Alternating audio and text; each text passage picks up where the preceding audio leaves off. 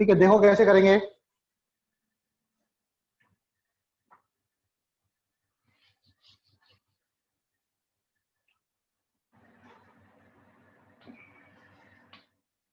पहले common sense से बताता हूं मैं।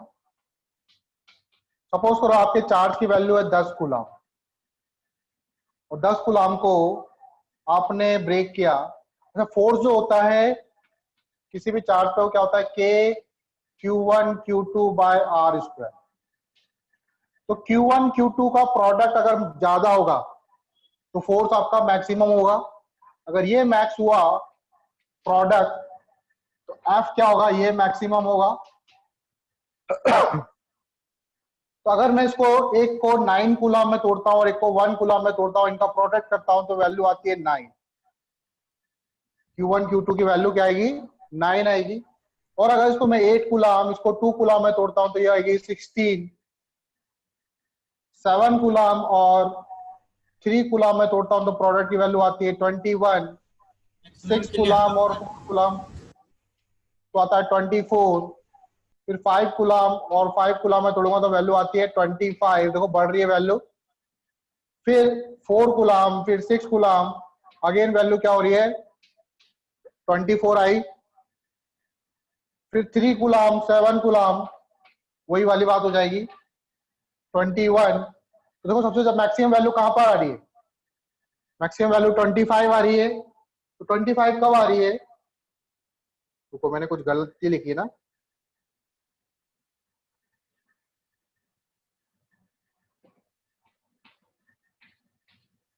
तो मैक्सिमम वैल्यू कहां आ रही है, जब 5 कूलम और इधर भी 5 कूलम, जब 5 कूलम और 5 कूलम हो रहे हैं तब वैल्यू क्या आ रही है, मैक्सिमम आ रही है। तो मतलब मैंने इसको हाफ ऑफ किया तब वैल्यू क्या आएगी, मैक्सिमम आएगी। तो Q को जब डिवाइड करोगे आप,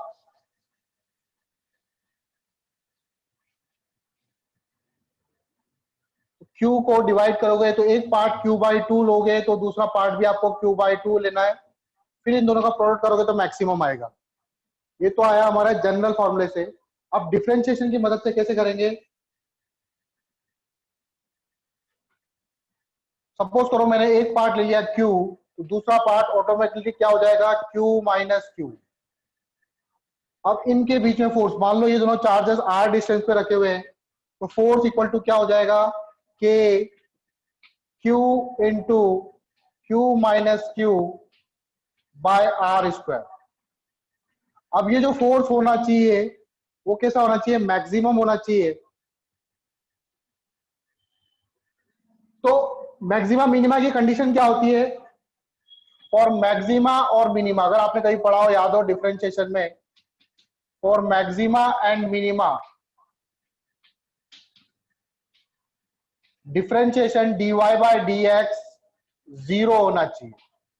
दोनों की कंडीशन यही है, मैक्सिमा की भी यही कंडीशन है, मिनिमा की भी यही कंडीशन है कि डिफरेंशिएशन क्या होगा उस पॉइंट पर, 0 होगा।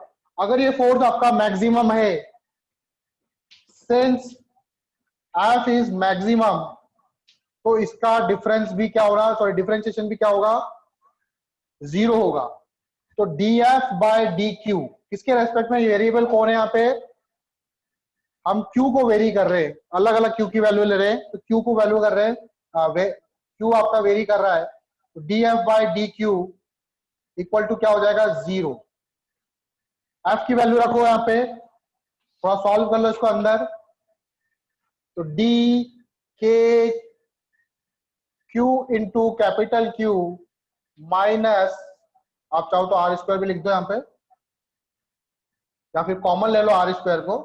क्या क्या कॉमन है, के और आर स्क्वायर, के कॉमन है, आर स्क्वायर कॉमन है, अंदर बचेगा आपके पास Q capital Q minus Q into Q minus Q square divided by dQ equal to 0।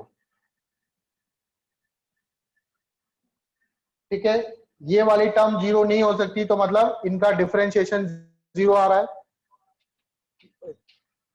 Q के Q का डिफरेंशिएशन हो, ये Q कैपिटल Q तो कांस्टेंट है आपका, तो dQ बाई dQ क्या हो जाएगा, 1 हो जाएगा वो, माइनस फिर Q स्क्वायर का डिफरेंशिएशन करेंगे क्यू स्क्वायर का डिफरेंशिएशन आपको आता ही होगा, कितना होगा 2q equal to 0, q equal to हो जाएगा यहाँ से capital Q by 2।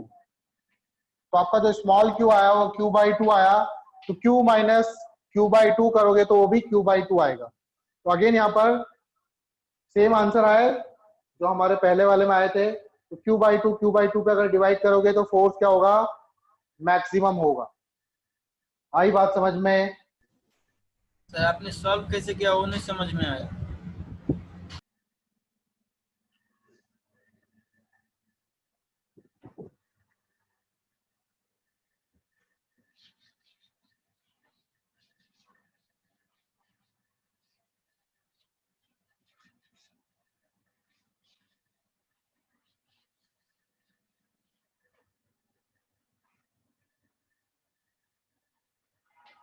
Coulomb's law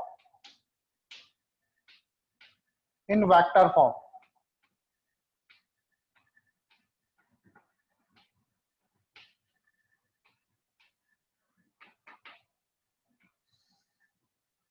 तो वेक्टर फॉर्म में देखो, मान लो ये y एक्सिस, ये x एक्सिस,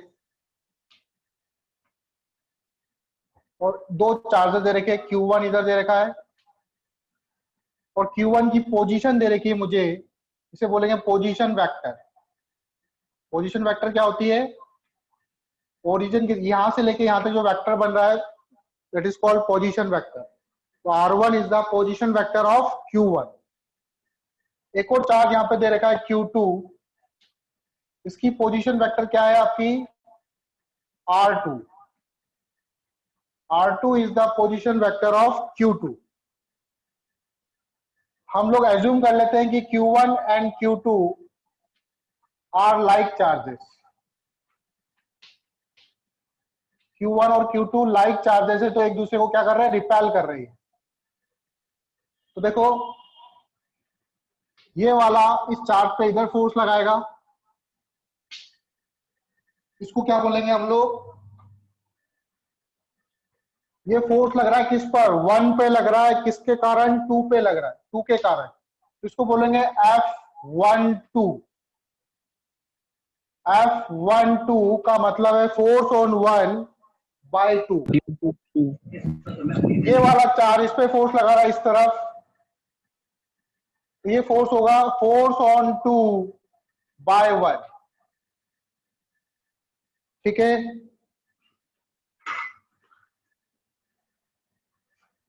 अब देखो इसकी डायरेक्शन,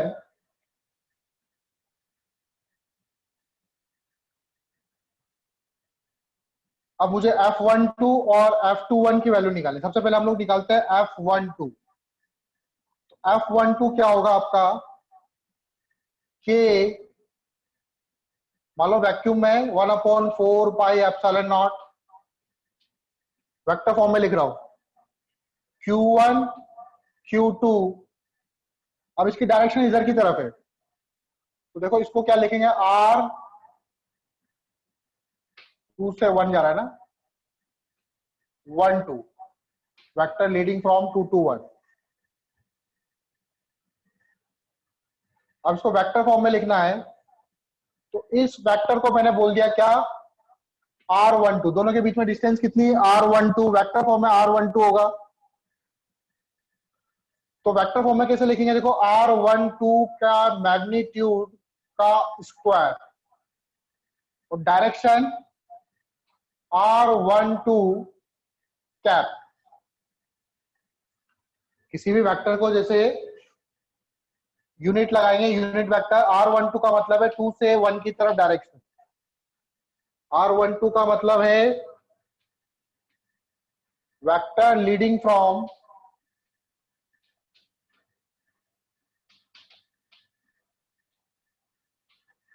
2 to 1, 2 से 1 की तरफ डायरेक्शन। क्योंकि इस फोर्स की डायरेक्शन किधर आ रही है, इधर की तरफ, तो 2 से 1 की तरफ डायरेक्शन।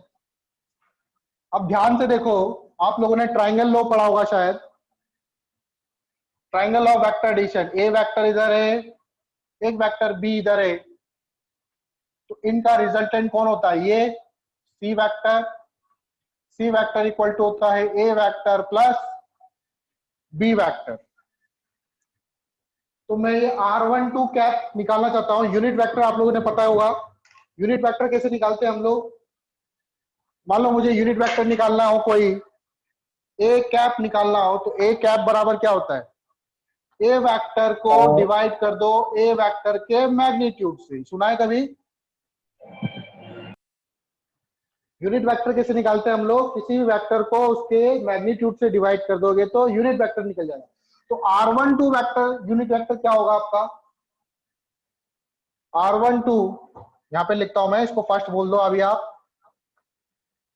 r12 कैप ये क्या होगा, r12 vector divided by r12 vector का मैग्नीट्यूड। ठीक है, तो यहां पर आ जाओ वापस से। f12 क्या हो जाएगा आपका, 1/4 pi epsilon not q1 q2। r12 cap की जगह मैं लिख दूंगा r12 वेक्टर, और नीचे क्या आ जाएगा, देखो r12 का स्क्वायर पहले से ही था इंटू r12, ये भी मैग्नीट्यूड है, मैग्नीट्यूड है, तो नीचे क्या आ जाएगा r12 वेक्टर के मैग्नीट्यूड का क्यूब। यहां तक बात समझ में आई? नहीं सर, कुछ नहीं समझ आया। हाँ,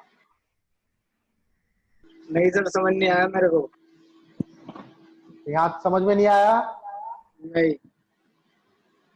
चलो दोबारा देखो इधर। पहले आपको वेक्टर के बारे में पता होना चाहिए।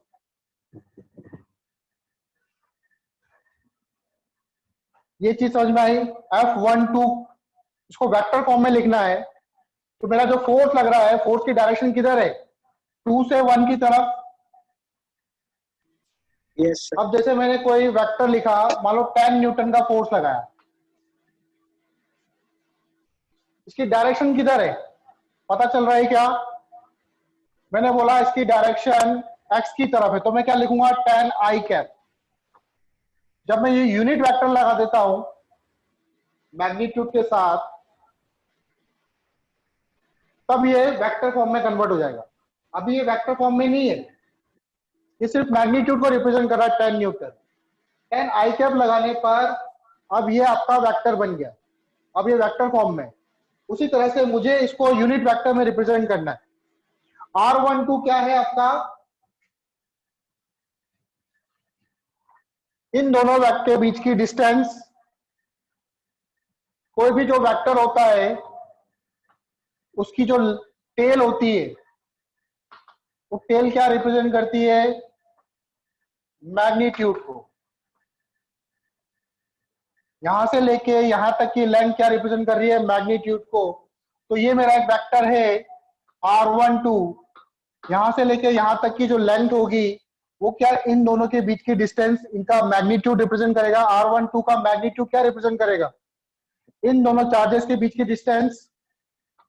r12 का मैग्नीट्यूड क्या रिप्रेजेंट कर रहा है, दोनों चार्जेस के बीच की डिस्टेंस। तो यहां से लेके यहां तक ये पूरा मैग्नीट्यूड है, इनटू यूनिट वेक्टर। ये वाली बात समझ में आई? Yes sir. मैंने यहाँ पे यूनिट वेक्टर से क्यों मल्टीप्लाई किया और इसको ऐसा क्यों लिखा, क्योंकि मुझे इस दोनों के बीच की डिस्टेंस चाहिए। इन दोनों बीच की डिस्टेंस क्या होगा, इसका मैग्नीट्यूड। तो k q1 q2 by r12 का स्क्वायर, ये मैग्नीट्यूड हो गया। अभी इसमें डायरेक्शन नहीं है, तो डायरेक्शन देने के लिए मैंने क्या कर दिया, इसको मल्टीप्लाई कर दिया यूनिट वेक्टर से, r12 कैप। अब यूनिट वेक्टर को हम लोग इस फॉर्म में रिप्रेजेंट कर सकते हैं, क्योंकि यूनिट वेक्टर कैसे निकलता है, किसी भी वेक्टर को डिवाइड कर दो उसके मैग्नीट्यूड से। जैसे 10 न्यूटन का फोर्स था, 10 आई कैप, इसको डिवाइड कर दूंगा मैं 10 से, क्या बचेगा आपके पास, यूनिट वेक्टर। तो किसी भी वेक्टर को अगर आप उसके मैग्नीट्यूड से डिवाइड कर देते तो आपके पास बच जाता है यूनिट वेक्टर। तो उसी तरह से मुझे निकालना है r12 यूनिट वेक्टर, तो मैं r12 वेक्टर को डिवाइड कर दूंगा r12 के मैग्नीट्यूड से। R12 ये मैग्नीट्यूड को रिप्रेजेंट कर रहा है। Okay sir. अब इसकी वैल्यू को उठा के यहां पे डाल दो, 1/4 पाई एप्सिलॉन Q1 Q2, ऊपर आ जाएगा R12 वेक्टर और नीचे इसकी वैल्यू पुट करी ना यहाँ पे, तो R12 का स्क्वायर मैग्नीट्यूड का स्क्वायर, और यहाँ पर पहले से अब R12 आ जाएगा। अगर इसको स्क्वायर ना लगा के मैं ऐसे करूं, R1 स्क्वायर था पहले यहाँ पे, R12 vector divided by R12 vector का मैग्नीट्यूड, तो ये स्क्वायर है, ये यहाँ पर सिर्फ 1 है, क्यूब हो जाएगा। यस F12 क्या हो जाएगा, 1/4 पाई एप्सिलॉन नॉट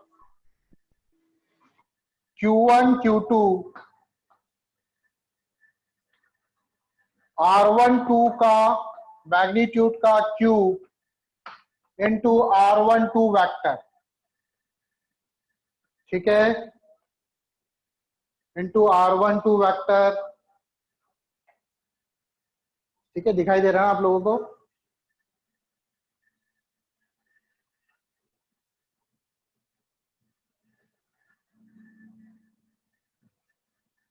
अब यहां पर आ जाओ, ट्राइंगल लॉ पे आओ, ये ए वेक्टर है, ट्राइंगल लॉ आपने पढ़ाई होगा कभी, याद हो।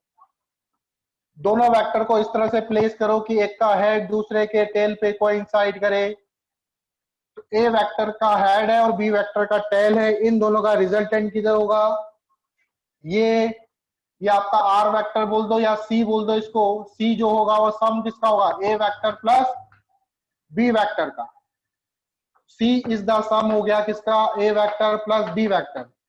इसी तरह का ट्राइंगल यहां पर भी बन रहा है, एक वेक्टर ये है, एक वेक्टर ये है, तो ये R1 जो है वो रिजल्टेंट का काम कर रहा है, इसका हेड इसका टेल, तो R1 is acting as a resultant. तो अगर मैं यहां पर ध्यान से देखूं, R2 ऐसे, R1 वेक्टर ऐसे, और ये वाला वेक्टर दैट इज R12,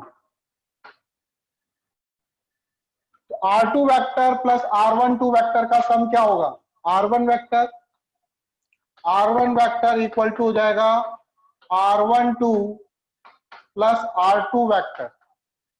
मुझे R12 को रिप्लेस करना है, तो मैं क्या लिखूंगा, R12 वेक्टर, देखो ये R2 इधर चल जाएगा, माइनस में हो जाएगा, तो क्या हो जाएगा R1 vector minus R2 vector, R12 vector क्या हो जाएगा, R1 vector minus R2 vector. ये क्लियर,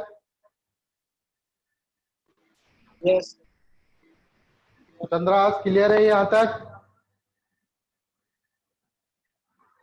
तो जैसे ये फॉर्मूला आया हमारे पास F इक्वल टू, तो यहाँ पे R12 को मैं हटा के क्या लिख सकता हूं, R1 माइनस R2 वेक्टर, तो F12 थोड़ा सा इसको पास लिखते हैं हम लोग, F12 वेक्टर क्या आया था हमारे पास, 1/4 pi epsilon not Q1 Q2 R12 vector का मैग्नीट्यूड का क्यूब इंटू R12 वेक्टर। तो F12 R12 को मैं रिप्लेस करूंगा इससे, R1 माइनस R2 से, तो क्या हो जाएगा 1/4 pi epsilon not Q1 Q2 R12 vector, R12 को भी रिप्लेस कर दो यहां पे चाहो तो, R1 vector minus R2 vector के मैग्नीट्यूड का क्यूब इनटू ऊपर आ जाएगा R1 माइनस R2 वेक्टर। क्या यहां तक बात क्लियर है, तो ये आपका आया F12, force on 1/2, force on 1/2, 1 पे कितना फोर्स लग रहा है 2 के कारण। सिमिलरली F21 कितना हो जाएगा, F21 वेक्टर बताओ मुझे। अब इसकी डायरेक्शन 1 से 2 है, तो यहां पर क्या R1 माइनस R2 की जगह क्या आ जाएगा, R2 माइनस R1। कितना आएगा 1/4 pi epsilon not Q1 Q2 R2 vector minus R1 vector, और नीचे आ जाएगा R2 वेक्टर का magnitude minus R2 minus R1 vector का मैग्नीट्यूड का क्यूब। ये आपका आ जाएगा 4/2/1। यहां तक क्लियर है? इसको रब कर रहा हूं मैं इधर वाले पार्ट को।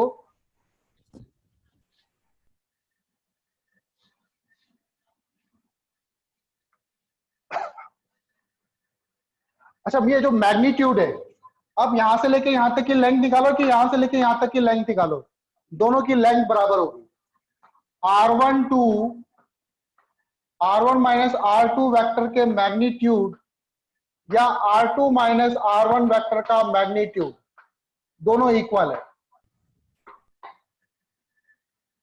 बात समझ में आ रही है? R1 माइनस R2 यहां से यहां की डायरेक्शन शो कर रहा है, और R2 माइनस R1 इधर से इधर की डायरेक्शन शो कर रहा है। मैग्नीट्यूड बोला मतलब तो लेंथ, मैग्नीट्यूड बोला तो लेंथ। तो ये जो मैग्नीट्यूड है नीचे वाले, ये दोनों के सेम है। तो मैं F21 को क्या लिख सकता हूं?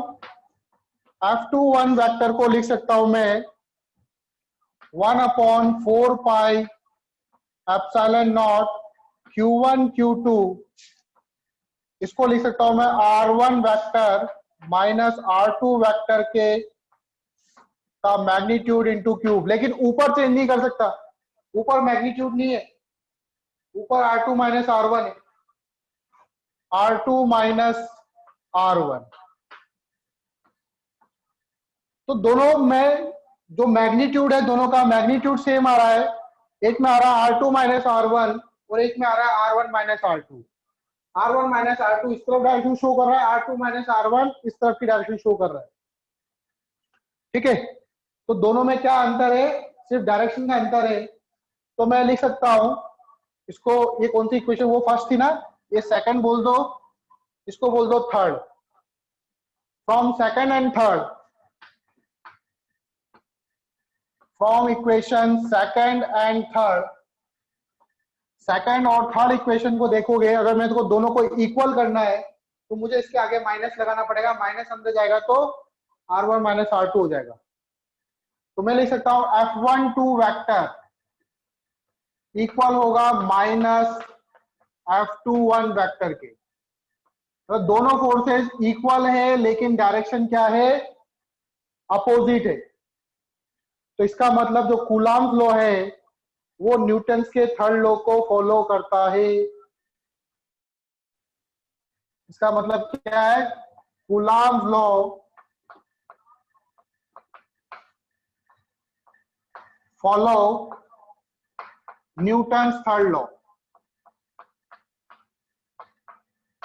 Newton's third law, that is every action has equal and opposite reaction। ये इस पे जितना फोर्स लगा रहा है, ये भी उस पे उतना ही फोर्स लगाएगा, इक्वल फोर्स लगाएगा लेकिन अपोजिट डायरेक्शन में लगाएगा। ठीक है, तो आपको ये याद रखना है कि हमें वेक्टर फॉर्म की क्यों जरूरत पड़ी। हम सिंपल भी तो कर सकते थे। तो कोई भी दो चार्जेस है, कोई भी दो चार्जेस है Q1 Q2, ये इस पे फोर्स लगा रहा है मान लो इधर या फिर अपोजिट में। तो जो फोर्स लगेगा, फोर्स ऑन पहले वाले चार्ज पे दूसरे वाले चार्ज के कारण फोर्स, वो क्या होगा? यहाँ पर 1/4 पाई जरूर नहीं, के लिख दो शॉर्ट में। Q1 Q2 नीचे क्या आता है? R12 के वेक्टर का क्यूब, शॉर्ट में आ देखो R12 क्या होगा? That is R1 minus R2। R12 क्या होगा? R1 minus R2। इधर क्या आएगा? R12 vector. आपका ये फॉर्मूला है।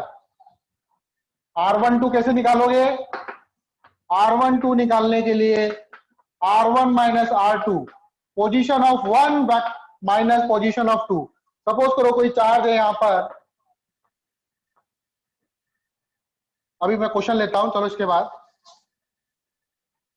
R1 माइनस R2, ठीक है।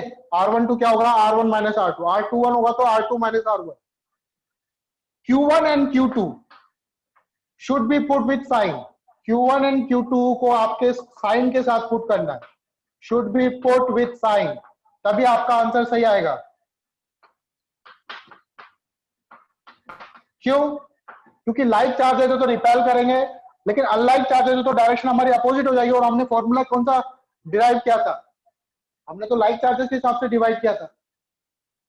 और अगर अनलाइक चार्जेस हुए तो डायरेक्शन क्या हो जाएगी, अपोजिट हो जाएगी। तो मतलब हमारा तो फोर्थ है, उसके आगे माइनस लगना चाहिए। तो अगर आप पहले से Q2 या Q1 को नेगेटिव ले लोगे तो डायरेक्शन ऑटोमेटिकली नेगेटिव आ जाएगी, मतलब सही आ जाएगी आपकी डायरेक्शन। तो Q1 और Q2 को आपको साइन के साथ पुट करना है। दूसरी चीज R12 कैसे निकालोगे, R1 vector minus R2 vector करके निकालोगे आप। अब इस पे एक छोटा सा सवाल लेते हैं हम लोग, ज्यादा बड़ा नहीं, छोटा ही लेंगे।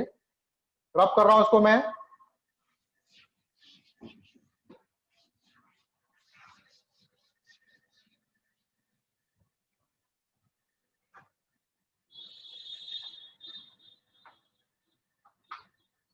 Y एक्सेस, X एक्सेस, चलो Y और X ले लेते हैं, ये Z भी लू। एक पार्टिकल है 2 माइक्रोकूलम का, that is Q1 which is placed at a distance of, इसकी पोजीशन दे रखी है 1,0,1, ठीक है। X Y Z तीनों में दे रखा है। पार्टिकल जो है X Y Z तीनों में दे रखा है आपको।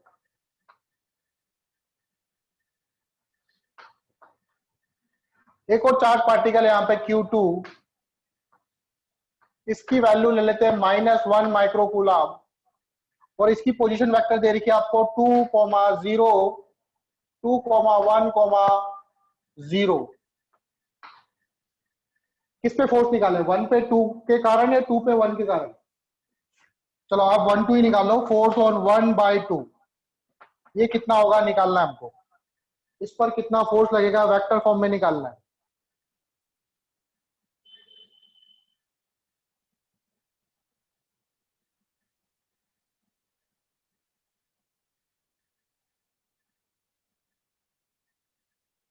चलो मैं बताता हूं। ये वाली पोजीशन क्या हो जाएगी आपकी, R1 वेक्टर, और इसकी पोजीशन क्या हो जाएगी, R2 वेक्टर। ठीक है, मुझे क्या निकालना है, क्वेश्चन यहां लिख लेते हैं। मुझे निकालना है F12 वेक्टर।